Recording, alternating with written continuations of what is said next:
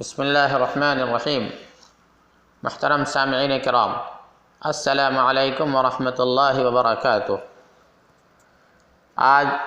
ہم سب کا چھٹا روزہ ہے اور ہمارے بعض بھائیوں کا آج 5واں روزہ ہوگا۔ اللہ سے دعا ہے کہ اللہ ہم سب کے روزہ کو قبول فرمائے اور اللہ تعالی ہم سب کو اس مہینے کی حق ادا کرنے کی توفیق نصیب فرمائے اور ہم سب اس مہینے کے خوب سے خوب خیرات برکات حاصل کریں اور اپنے رب کو راضی کر لیں اور ہم سب جہنم سے نجات پا کر کے جنت میں داخلہ نصیب فرما لیں۔ خوش نصیب ہیں وہ لوگ جو اس مہینے کا پورا خیال رکھتے ہیں اور پورا اہتمام فرماتے ہیں اور اپنے آپ کو گناہوں سے بچاتے ہیں، اور اللہ نے جو حکم دیا ہے اور نبی کریم صلی اللہ علیہ وسلم نے جو تعلیمات ہمیں دی ہیں اس پر چل کے اس مہینے کو جو ہے ہم اپنی زندگی میں لاتے ہیں۔ تو بھائیو، اللہ تعالی ہم سب کے روزہ کو، رمضان کی تراویح کو اور قرآن شریف کی تلاوت وغیرہ کو قبول فرمائے۔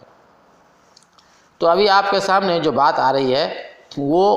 یہ ہے کہ نبی کریم صلی اللہ علیہ وسلم پر ایمان لانے میں چند باتوں کا لحاظ رکھنا ضروری ہے۔ ان میں سے ایک بات یہ بھی ہے کہ نبی اکرم صلی اللہ علیہ وسلم کے احترام میں یہ بھی شامل ہے کہ آپ کی زندگی میں آپ کے پاس آوازوں کو بلند نہ کیا جائے، اور اسی طرح آپ کی قبر مبارک پر سلام پڑھتے ہوئے بھی۔ چنانچہ اللہ تعالیٰ کا ارشاد ہے، اعوذ باللہ من الشیطان الرجیم، بسم اللہ الرحمن الرحیم، یا ایہا الذین آمنوا لا ترفعوا اصواتکم فوق صوت النبی ولا تجہروا له بالقول كجهر بعضكم لبعض أن تحبط أعمالكم وأنتم لا تشعرون۔ کہ اے ایمان والو، اپنی آوازیں نبی کی آواز سے بلند نہ کرو اور نہ اونچی آواز سے ان سے بات کرو جیسے آپس میں ایک دوسرے سے کرتے ہو، کہیں ایسا نہ ہو کہ تمہارے اعمال اکارت ہو جائیں، ضائع ہو جائیں۔ اکارت مطلب ضائع ہو جائے اور تمہیں خبر بھی نہ ہو۔ آپ صلی اللہ علیہ وسلم کی حرمت آپ کو دفن کرنے کے بعد اسی طرح ہے جس طرح آپ کی زندگی کے دنوں میں تھی، یعنی حرمت مطلب احترام۔ آپ صلی اللہ علیہ وسلم کا احترام آپ کو دفن کرنے کے بعد اسی طرح ہے جس طرح آپ کی زندگی کے دنوں میں تھی، لہذا ہم پر واجب ہے کہ ہم بھی آپ کا احترام اسی طرح کریں جس طرح پہلے لوگوں کی جماعت یعنی صحابہ کرام رضوان اللہ علیہم اجمعین نے کیا۔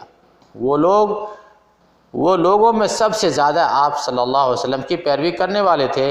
اور آپ کی مخالفت اور دین میں بدعات ایجاد کرنے میں وہ سب سے زیادہ دوری اختیار کرنے والے تھے۔ یعنی یہ وہ جماعت تھی صحابہ کرام کی جو آپ صلی اللہ علیہ وسلم کے سنت پر چلنے میں ہم سے اور پوری دنیا کے ہر فرد سے آگے تھے۔ آپ صلی اللہ علیہ وسلم کی سنت کو جو ہے ڈھونڈ کے اس پہ چلتے تھے، اس پہ عمل پیرا ہوتے تھے، اور سنت کا مخالف جو ہے بدعات ہے، تو بدعات سے صحابہ کرام ہر طرح سے بچتے تھے اور کوئی نئی چیز جو ہے ایمان میں جو ہے اسلام میں داخل نہیں فرماتے تھے اور نہ کسی کو اس میں داخل جو ہے کرنے دیتے تھے۔ تو یہ صحابہ کرام کی جماعت تھی، انہوں نے آپ صلی اللہ علیہ وسلم کا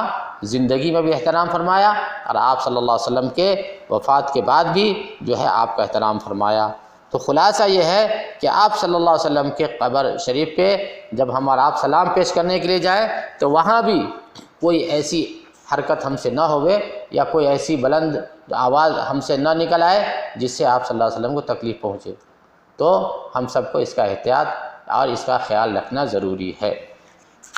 اللہ سے دعا ہے اللہ ہم سب کو جو ہے نبی کریم صلی اللہ علیہ وسلم کی سنت پہ چلنے کی توفیق نصیب فرمائے اور ہم سب کا خاتمہ